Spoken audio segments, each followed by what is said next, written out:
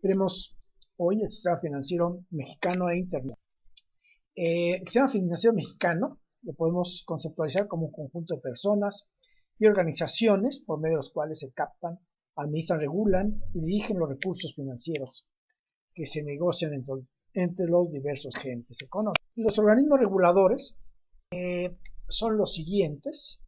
Hay básicamente 4: instituciones reguladoras, instituciones financieras, conjunto de organizaciones auxiliares, personas y organizaciones. La organización del sistema financiero mexicano lo podemos concebir como sigue. Vemos que tenemos la Secretaría de Hacienda y Crédito Público como organismo máximo, el Banco de México, y bueno, cada uno de ellos tiene organismos que los auxilian. En el caso de la Secretaría de Hacienda y Crédito Público, tenemos la Comisión Nacional Bancaria de Valores, la CONSAR, la Comisión Nacional de Seguros y Finanzas, y desde luego hay otras, como ahí podemos visualizar, y en el caso del Banco de México tenemos los fondos de fomento económico y instituciones de seguro, etc. Tenemos aquí Nacional Financiera, en el caso de la Secretaría de Hacienda y Crédito Público, asociaciones de inversión, el Banco Nacional de Obras y Servicios Públicos, etc. Las actividades de regulación se rigen entonces por los organismos que realizan esas actividades, es decir, en el caso de la Secretaría de Hacienda y Crédito Público, tenemos la propia Secretaría, tenemos en el caso de Banco de México, ¿sí? Organismos que los auxilian. En el caso de la Secretaría de Hacienda y Crédito Público tenemos la Comisión Nacional Bancaria y Valores como otro organismo regulador, la Comisión Nacional de Seguros y Finanzas, la CONSAR, la clasificación de tipos de crédito que podemos tener desde el punto de vista de los bancos son 3: créditos de consumo, créditos comerciales y créditos hipotecarios, los cuales han sido descritos en el ensayo, pero aquí se da una descripción breve de ello. Veamos un poco las tasas de interés. Aquí solamente colocamos algunos. Estas son las tasas de interés de tarjetas de crédito consideradas más económicas, que van desde alrededor del 18% hasta 32.5%. En el caso de los automóviles, van desde alrededor de 13% hasta 17%. Es de hacer notar que, como mostramos, como se puede observar, si uno analiza diferentes tipos de tarjetas de crédito, estas varían con respecto a los ingresos. Los créditos para vivienda van de alrededor de 10.95% hasta 12.15%, los más caros. Desde luego que hay diferentes condiciones, aparte del interés, que hacen a unas más atractivas que otras. Por ejemplo, el caso de seguros u otro tipo de ofertas que hacen los mismos bancos para atraer este tipo.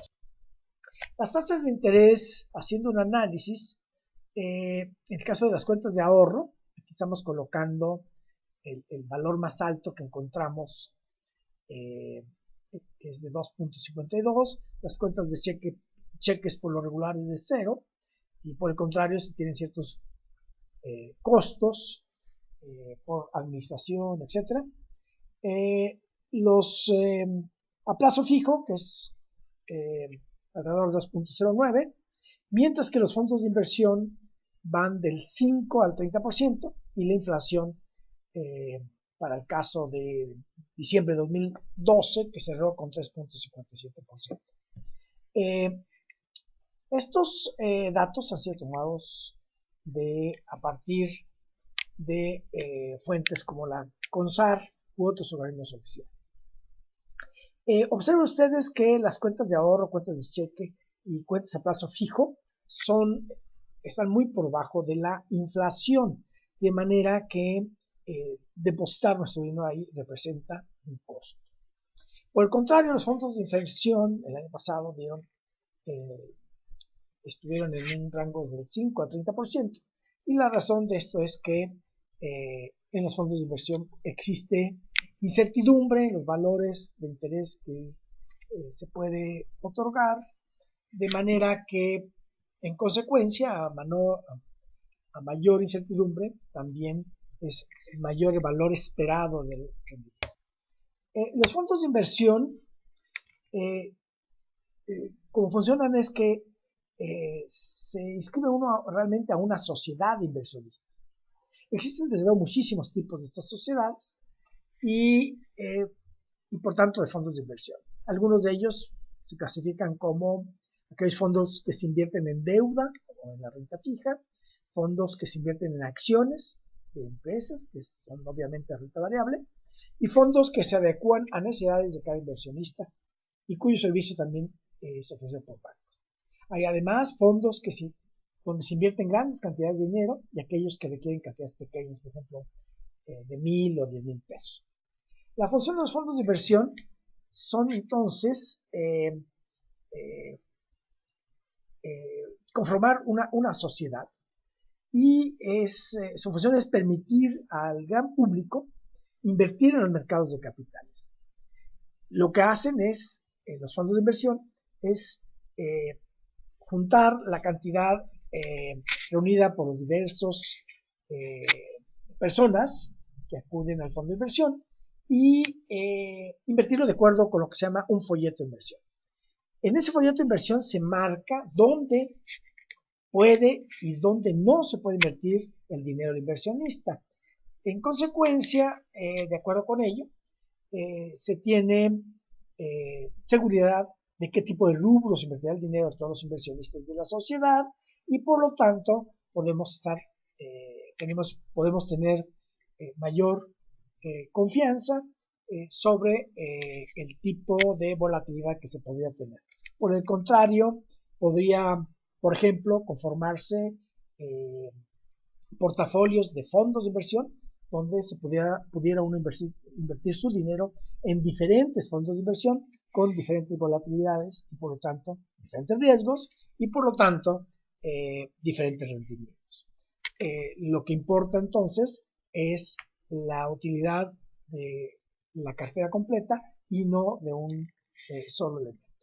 En general, los fondos de inversión utilizan algunos instrumentos de bajo riesgo, como CETES u otros, mezclados con otros de mediano o alto. La arquitectura del sistema financiero internacional, pues se tienen, como en el caso del sistema financiero mexicano, también instituciones reguladoras. Hay un sistema bancario internacional, como es el caso del sistema bancario mexicano, donde pues se tiene básicamente el Banco Mundial y el Fondo Monetario Internacional y el Banco Mundial de Pagos. Se cuenta con un sistema bursátil donde las principales bolsas son las de Nueva York, etc., ¿no? Desde luego la Bolsa Mexicana de Valores forma parte de ese sistema. La Bolsa Mexicana en particular tiene dos importantes mercados de productos financieros, que son el mercado mexicano de derivados, por cierto muy atractivos, y los grandes mercados internacionales de Estados Unidos, Europa y Asia, que también forman parte del sistema bursátil internacional. Es decir, el mercado mexicano de derivados y los grandes mercados internacionales conforman pues el sistema financiero internacional. Colocamos aquí el sistema de mercado mexicano bursátil mexicano como un elemento importante por tratarse de se tiene también el mercado de divisas internacional con los famosos Forex, el mercado de los seguros y las fianzas y todas las demás actividades financieras que se tienen a nivel internacional. Desde luego, una parte importante para México del sistema financiero internacional lo representan a la parte de la legislación y para la legislación se tiene que contemplar desde luego aquellos tratados internacionales, en particular el NAFTA. El Banco de Desarrollo de América del Norte y asociaciones internacionales como la Federación Internacional de Bolsas de Valores. Las principales funciones de los bancos internacionales son En el caso del Banco Central Europeo, aquí le estamos dando dos solamente, pues es contribuir a la integración, el desarrollo y equilibrio y cohesión económica de los países miembros. Busca obtener en mercados cantidades de fondos para asignar posteriormente financiamiento de proyectos dentro de la Unión Europea que sean atractivos para la misma Unión, y fuera de la Unión pone en práctica los componentes financieros de acuerdo con los acuerdos que son tomados bajo las políticas europeas de asistencia y cooperación. Las funciones del Banco Central de Estados Unidos son promover la cooperación de los bancos centrales, actúa también como un agente o fiduciario en relación con diversos acuerdos financieros internacionales, y además actúa como un agente o fiduciario, el Banco de Pagos Internacionales, el cual busca los más altos estándares de profesionalismo y una confidencialidad y discreción total. Se puede observar entonces que estos tienen una cierta similitud con Bansco. Los mercados financieros que operan en México pues son los de deuda, que básicamente tenemos que son foros o espacios específicos o virtuales, y un conjunto de reglas que permiten a aquellos inversionistas, emisores e intermediarios realizar operaciones de emisión, de colocación, distribución e intermediación de los valores, instrumentos de deuda escritos en el Registro Nacional de Valores. Tenemos también el accionario, los cuales también, como el caso del de deuda, son espacios físicos o virtuales, y un conjunto de reglas de forma que los inversionistas, emisores, puedan realizar operaciones de emisión, colocación, distribución e intermediación de títulos que estén, como en el caso anterior, inscritos en el Registro Nacional de Valores. Se tiene también derivados, los cuales es un mercado en el cual las partes celebran contratos con instrumentos cuyo valor depende o es contingente del valor de otros activos que se denominan activos subyacentes. La función principal del mercado de derivados consiste en proveer instrumentos financieros de cobertura o inversión que fomenten una administración de riesgo adecuada. Es decir, al tener que las partes puedan actuar para poder adquirir estos derivados, hacen que el riesgo de alguna manera se reduzca, conservando un cierto atractivo hacia los rendimientos que esto se otorga. Este se divide en dos. Se tiene por un lado el mercado bursátil, el MEXDER, y por último se tiene el mercado extra bursátil, donde ahí las operaciones se pactan directamente entre compradores y vendedores. Bien, por último tenemos el sistema cambiario, que es el lugar en que concurren oferentes y demandantes de monedas de curso extranjero. El volumen de transacciones con monedas extranjeras determina los precios diarios de unas monedas en función de otras. Conclusiones. En este ensayo hemos analizado los componentes del sistema financiero y sus principales funciones. Se han analizado muy rápidamente, desde luego, pero tratando de ser completos, los intereses que sobre esos instrumentos financieros, observando que los fondos de inversión resultan más atractivos que las cuentas de ahorro, cuentas de cheque, etc. También se han descrito que las cuentas bancarias, como las de cheques y las de ahorro, casi no presentan riesgo, pero tienen rentabilidad prácticamente nula, e incluso, como vimos en este caso, se llega a tener pérdidas con frecuencia. Si tomamos en cuenta el valor del dinero, desde luego.